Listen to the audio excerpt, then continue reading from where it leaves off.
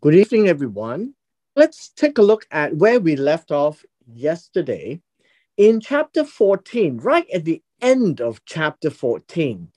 We read that David kissed Avshalom as a symbol or as an indication that he is now well received back into the house of David after the banishment. Now, this is an important aspect because the same act of kissing is being used in 2 Samuel chapter 15 by Avshalom. So we read from verse 1. It says, Now, this is and then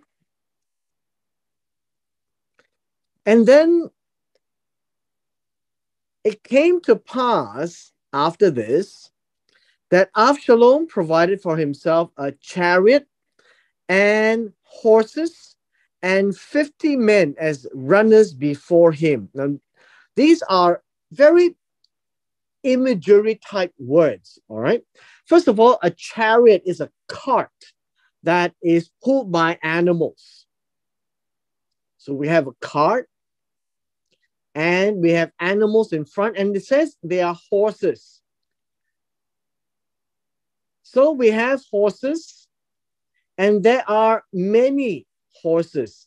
Understand this, that as horses, this is more than two, I would say, more than two.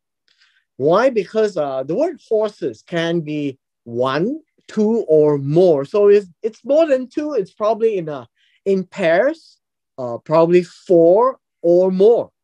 And this is what we call a very extravagant type of chariot, and he is actually not using it for war, but using it for procession. And so Avshalom would be standing on it, and in front, he's got 50 men.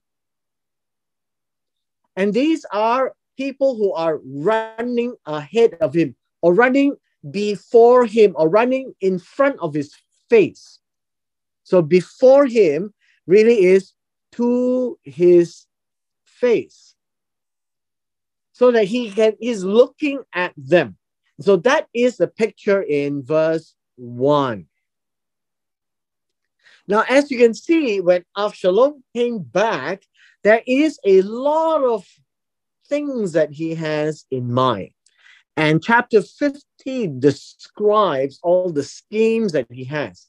Now, bear at the back of your mind of chapter 11 of what happened between David and then Bathsheba and then Uriah. And then chapter 12, how God dealt with this. Everything that was handled in secret was judged by God, and there was a proclamation, I would say, of what is going to happen to his family. And everything that David is going to look at will point back to his guilt of what transpired in chapter 11. Now, Avshalom is said that he would rise up. Now, this word rise up is to cause himself to rise early. This is a good word. Avshalom wakes up very early, and he would stand beside the way to the gate. Now, if you understand, the way to the gate is very important. In a city, the gates are made of rocks. Okay? And they would go in and they would come out. And so what Avshalom did was that he positioned himself at the gate, right? At the gate. I would suppose that he was probably still in his chariot, lifted up. And why is the gate so important? Well, let's read this. The word and is and then. And then there comes any man who had a suit. Now, this word suit means to have a case, right? Any case. In those days, they will come to the king for judgment because this is serious. Who would the king be? And that would be David. Absalom would intercept and would call out to him to say, from what city are you? Where did you come from? Which city did you come from? And this person or any man, that's a he, would say, your servant is from one of the tribes of Israel. Verse 3, this would be, and then after that conversation, Absalom would say to him, see, now this is important. Your claims are good and right. The word claims here is actually your davar, right? Now understand the word davar literally means words, right? Words. And it is an interpretation of the translator to insert the word claims, but essentially it's Absalom is saying your words are good and right, and this would be straightforward.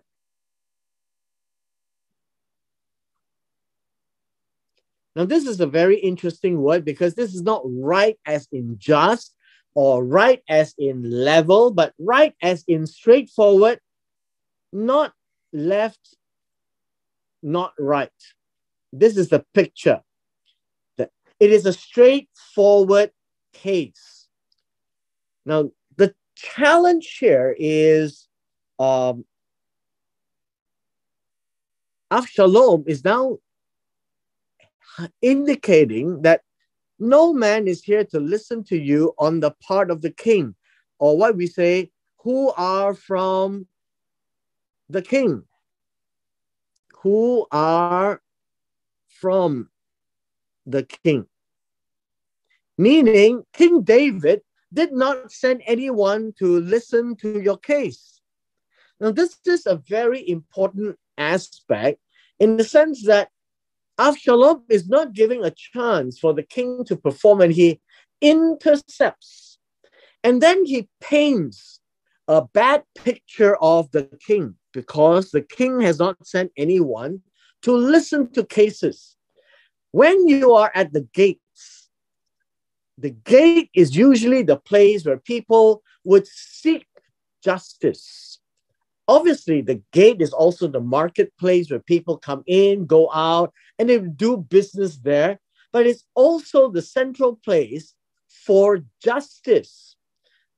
Judges are to sit at the gates. But at this point in time, there's nobody from the king who is there. And so Absalom is now painting a bad picture of the king. Now, verse 4 says this. Moreover, now the word moreover is and then. Absalom would say, now, this means that he is actually hinting to the people, all that if anyone would appoint me to judge in the land, then every man who has a suit or cause could come to me, and I will give him justice. And this is a very important statement. Absalom is trying to portray himself as one who can do the job. Basically, this would be any man who would come in verse 4 for, I guess, a quarrel. A quarrel, I think, would be a good way to look at it. A quarrel or a case. He can come to me and he can be the judge. He is not appointed to judge, but he's trying to say that he can do a better job than David. This is a very important aspect of staging it such that he is better and more capable than the king, basically. All right. Verse 5. And then if a man came near to prostrate himself before him, this is about bowing down and to recognize, right? Recognize that he is a judge. Avshalom would put out his hand, he stretch out his hand, and take hold of him, just hold him up and kiss him. Now, this is where I want to point out to you the whole aspect. Avshalom accepts him to show that he is capable, he is loving, he is merciful. Now, all of these are good terminology. He is the one who is like the father. He's like the one that he's going to listen to him and accepts him by kissing. Now, this is a very intimate expression, and Avshalom will go out of his way to endorse this person who would come to prostrate to him, to seek for a case. Now, verse 6 says, in this manner, there is an and then in front. Avshalom would, well, this word is dealt. This is how he would conduct himself.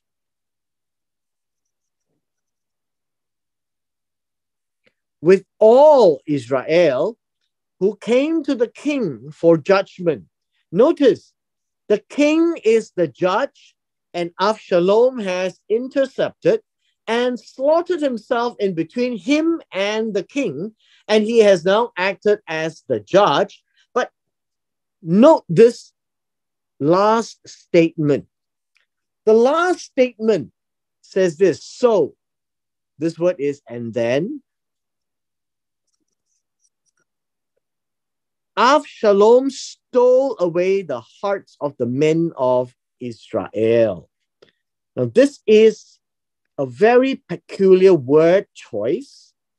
And this word talks about stealing by stealth. Now, this word means that in secret, means without the king's knowledge, Avshalom is taking away the hearts of the men, the minds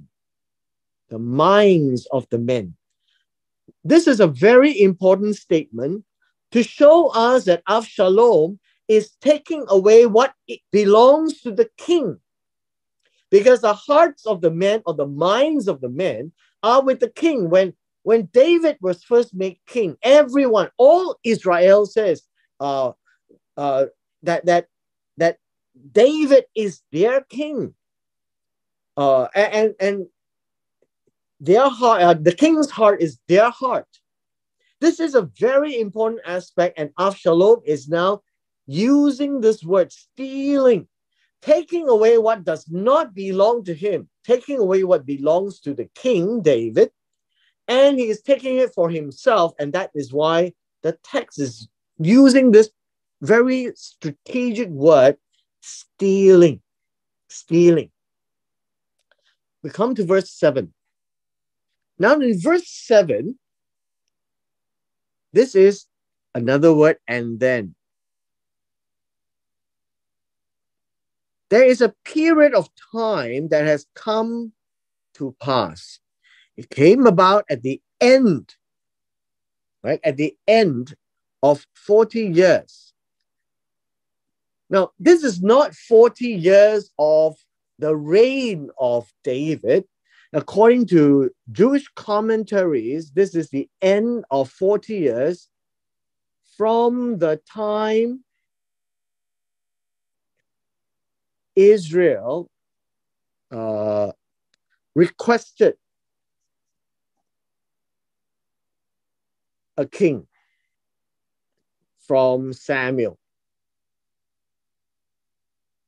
This is their view, and I think it fits into the dates as well, right? So 40 years, at the end of the 40 years, where we have from the time we have Saul up to now, it is 40 years. It is not the end of David yet. So after Saul, we have David. And we know David reigned for 40 years. So the 40 years is not up yet. So this 40 years is almost, I would say, close to coming to an end, but not the end of David's reign yet. Probably another 2 more years to go. Avshalom said to the king, please let me go and pay my vow, which I have vowed to the Lord in Hebron. Now, this one, we really don't know, right? We really don't know what he has said. This is a promise that he had made to God, that he wants to go to Hebron to fulfill the vow. So the vow is mentioned only by Avshalom. This is Avshalom speaking to David. It says, for your servant made this vow while I was living at Geshur in Aram. So you notice Geshur is in Syria. Saying, if the Lord shall indeed bring me back to Jerusalem, then I will serve the Lord. Now, I would think that this is a lie, because when he was brought back to Jerusalem in chapter 14, towards the end, he was trying hard to go and see King David because he was not allowed to see his face. Now, he was already back in Jerusalem, but this never took place. So it never occurred to him that he had to pay his vow until now. So I am of the opinion that this is a made-up story by Avshalom as part of an elaborate scheme hatched to usurp the throne. So verse 9 is, and then is missing. David was very trusting. The king said to him, he says, go in peace. This is go in shalom.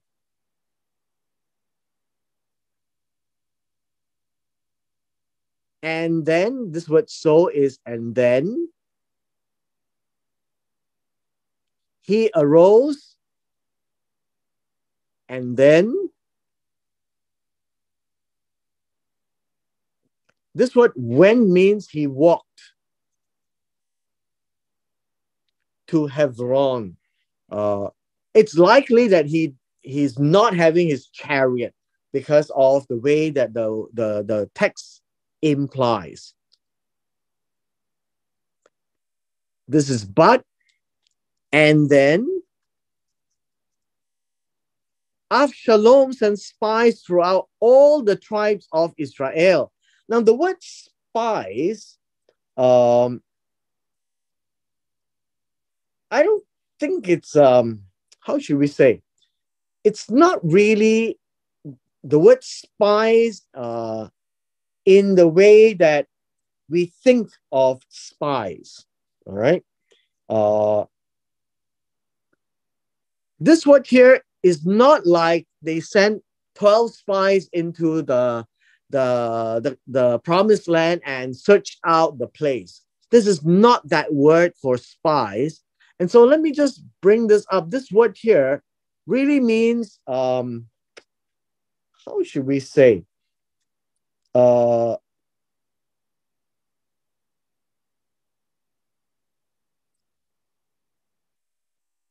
I think we can say troublemaker.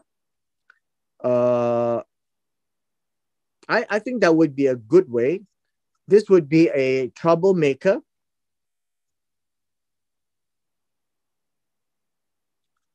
He's trying to send people in there to slander, to how would you say, what's the word? to go out and and try to initiate support, okay, to seek support for Avshalom. This Avshalom is not king, and so the people would not recognize him. But he is sending people throughout the land to tell them, as soon as you hear the sound of the shofar, this is a shofar, then you shall say, Avshalom is king in Hebron. Now, this is what we call a mutiny, right? This is a mutiny. This is to proclaim, let the people be riled up and will start a riot for Avshalom to be king. And you recall, Avshalom is from the house of David, is from a Judahite, meaning a Jew, from the descendant of Judah. And so going to Hebron is the right place because David was ruling in Hebron for 7.5 years before he went to Jerusalem or took over Jerusalem. So now King David is in Jerusalem and Avshalom wants to start his mutiny in Hebron. So verse 11, what happened is 200 men went with Avshalom from Jerusalem, and they were specially invited or specially called. And they went innocently. Now, this word innocently is very interesting. This word here is correct innocently or simplistically.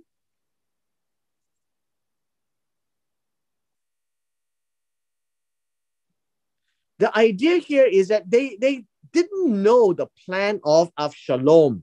So this is how it describes. So we have an A and a B here, right? An A and a B. They didn't know what was happening, and since they were called by Avshalom, they went. But they were being set up. So now we read in verse 12, and then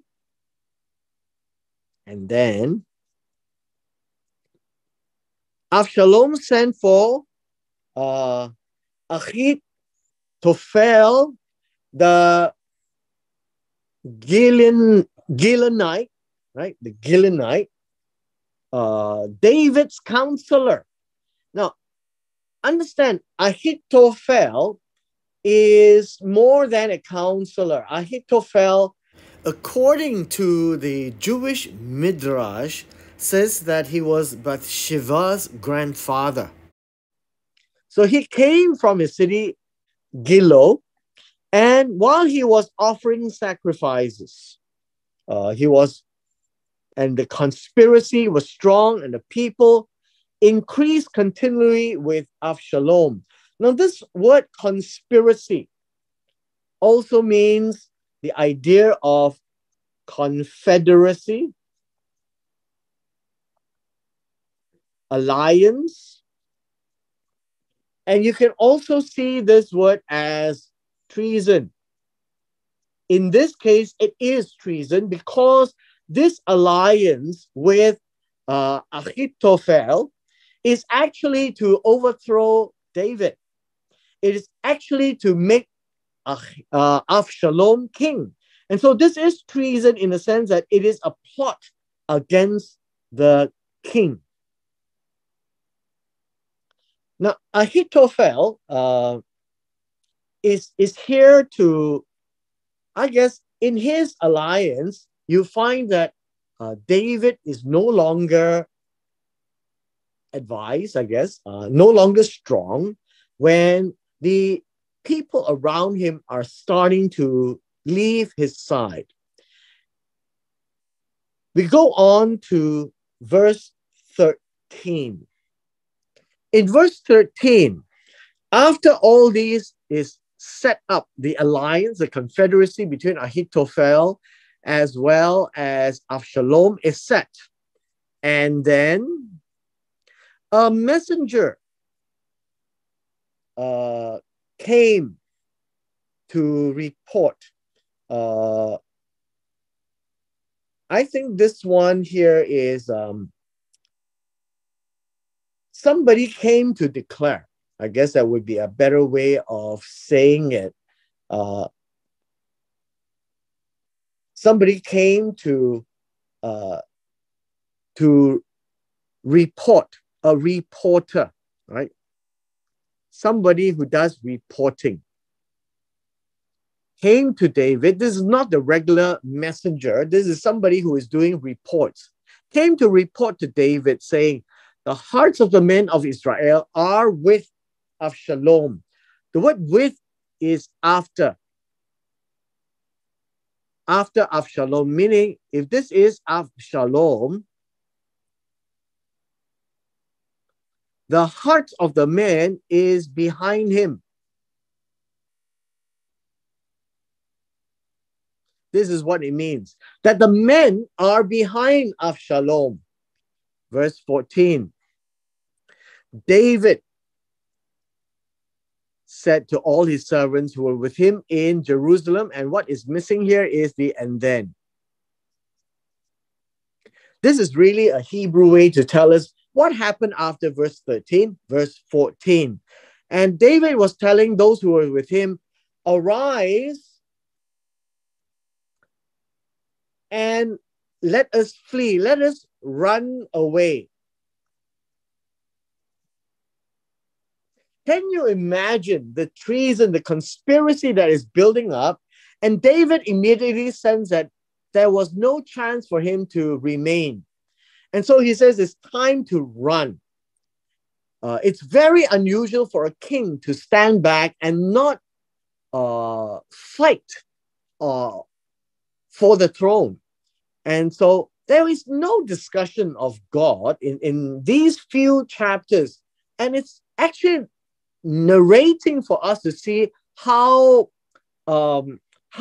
vulnerable David was when he has done something so spectacularly wrong, and God says evil in his eyes.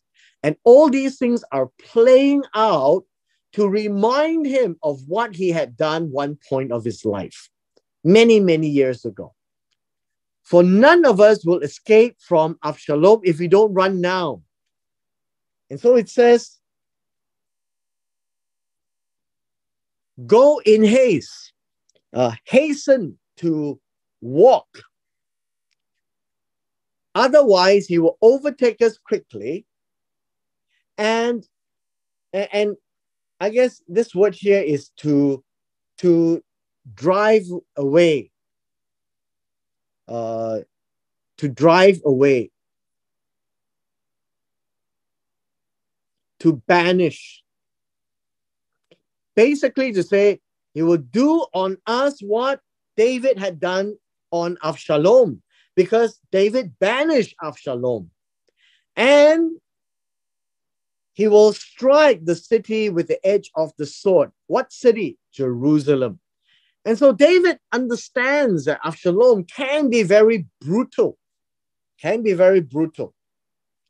Verse 15, again, and then the king's servants said to the king, look, your servants will do whatever my lord the king chooses. This idea here is, the whole idea is chooses means you have considered options and you select. This is the idea of Bachar. It is not just make a decision out of whims and fancies.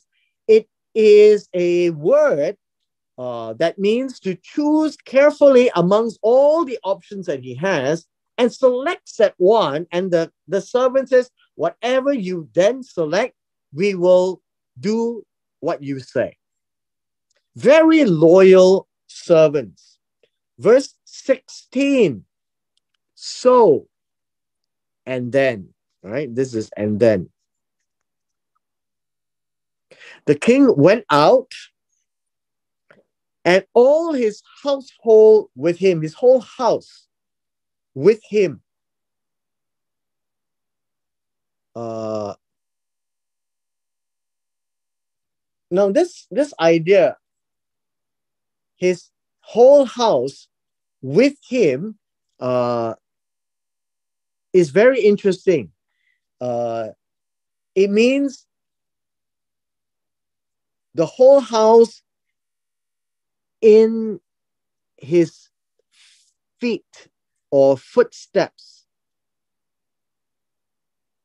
This is how the Hebrew expresses it, that his whole household is following his footsteps to run away. That's what it means. But this is, and then, as he is leaving, the king left 10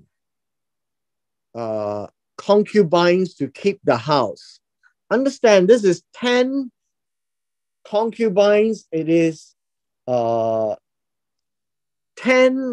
women concubines. So these are women concubines to guard the house. To keep the house is to guard the house, the palace, basically. So there are some family members that is still at home. Verse 17, again, the missing words. And then the king went out, and all the people, with him. Remember, the word with him is in his footsteps. And all the people who went with him or who followed his footsteps. And then they stood. This word here is they, not that they stopped, they remain standing.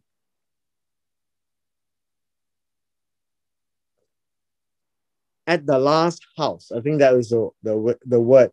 They remain standing at a distance. At a distance, this last house could be read also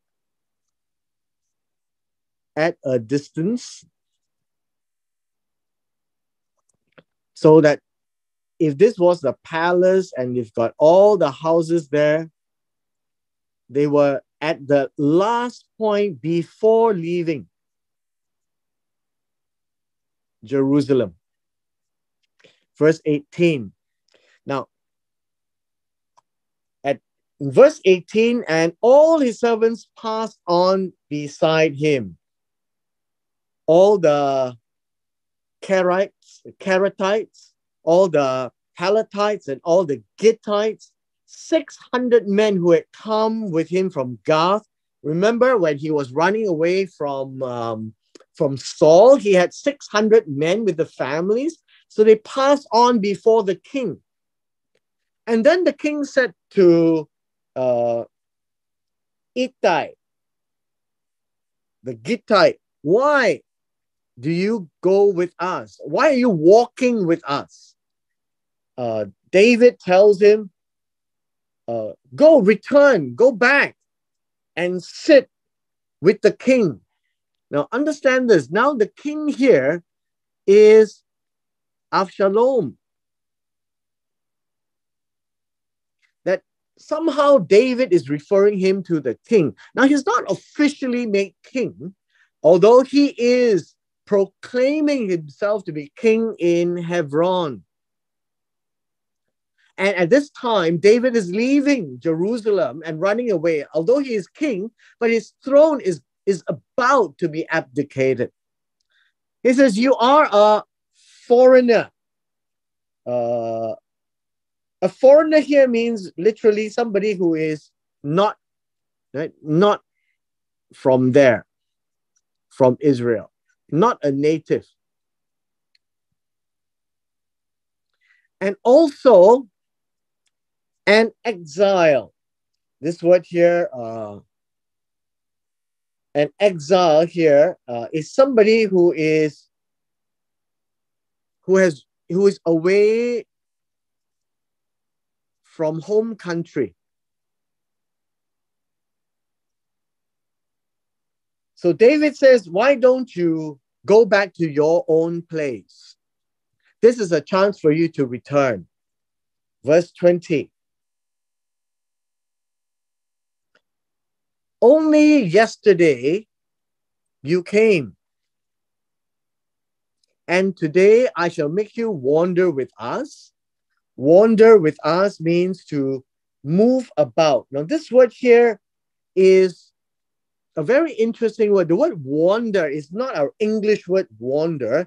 It means to move about here and there, or up and down. This is the idea. That is the meaning of wandering. While I go where I will, go back and take your brothers. Mercy and truth be with you. Chesed, loyalty, and trustworthiness be with you. Verse 21. Verse 21 says, but Ittai answered the king and said, as the Lord lives, as Jehovah lives, and as my Lord the king lives, surely wherever my Lord the king may be, whether for death or for life, there your servant will be also. And this is loyalty to David. Verse 22. And then, this word therefore is and then. After hearing these words, David said to Ittai, go and pass over. Keep going. So Ittai, the Gittite, passed over with all his men and all the little ones who were with him. All the little ones who were with him, understand that these are the ones who, the word little ones means the ones who cannot march. Right? The ones who cannot march.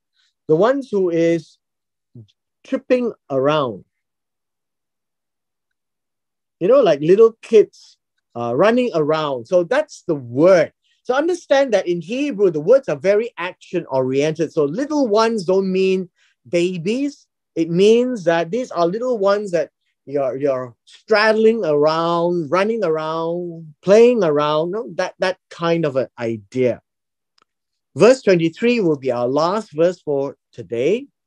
Verse 23, and the whole land, not, I guess you can say the country, the whole land, this would be the land of Israel, was weeping. The idea of weeping here is to shed tears, right? Shed tears. They were crying. They were in humiliation. They were mourning. So they were weeping with a loud voice. Now, understand this. When you have the word weeping, you are already crying. And a loud voice means everyone was crying out loud. Cry out loud. Now, the Oriental people, when they cry, they really burst out, and everyone in the land will know that is a sad day. So all the people passed over. The king also passed over the brook Kidron. This is at the Kidron Valley. So let me just show you. It goes down and goes up. This is Jerusalem. And this is Mount Olives. Mount Olives. And this is Kidron. And the bottom of Kidron, you have a little brook.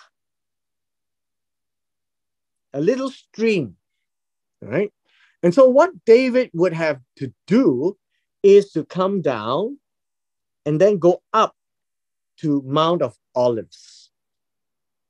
So, and then this one, and all the people pass over toward the way of the Midbar, to the uninhabited land. So when you leave Jerusalem, the uninhabited land will be after the Mount of Olives.